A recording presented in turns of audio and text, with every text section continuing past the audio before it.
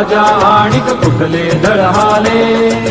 प्रारंभी जे अद्भुत वाटे गहन भीती जाई